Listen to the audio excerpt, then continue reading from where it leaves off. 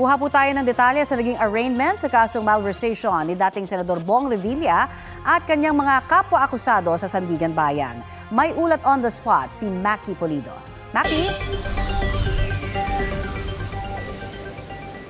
Maliban kay dating Senator Bong Revilla at dating DPWH Bulacan Finance Section Chief Juanito Mendoza ay naghain na ng not guilty plea ang kanilang mga kapwa-akusado sa kasong malversation kaugnay ng di umano'y ghost project sa Pandi, Bulacan.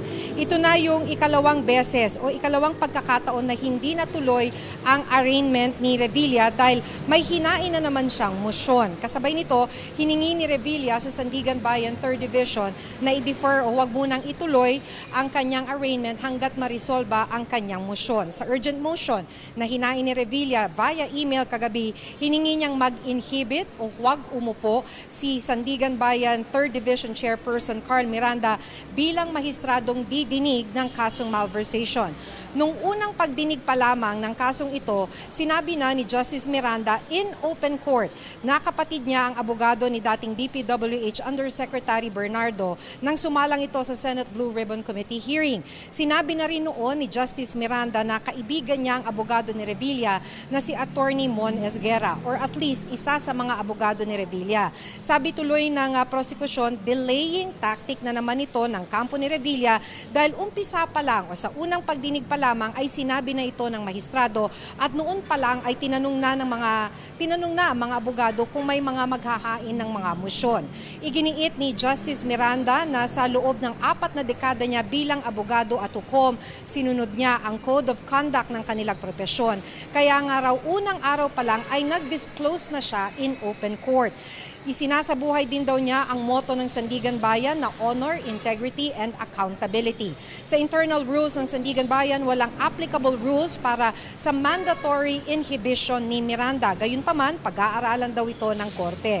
Batay sa guidance of continuous trial, may 2 araw para resolbahin ng korte ang motion to inhibit.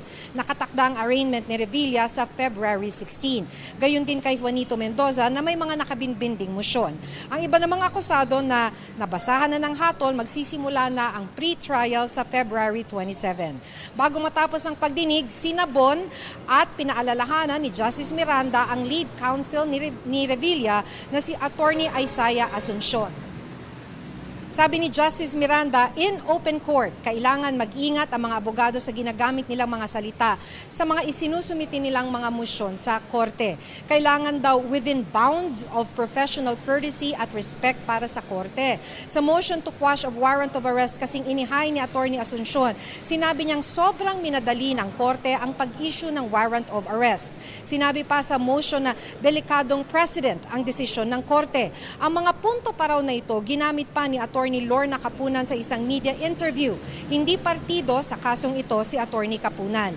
Ipinaalala ni Justice Miranda na 11 a.m. na raffle ang kaso noong January 19 na issue ang warrant of arrest pasado alas 5 ng hapon. Nakatanggap ang korte ng motion to defer the warrant of arrest via email ng 6:16 p.m. So ngayon, Connie, ay nasa korte pa at nagpapahinga.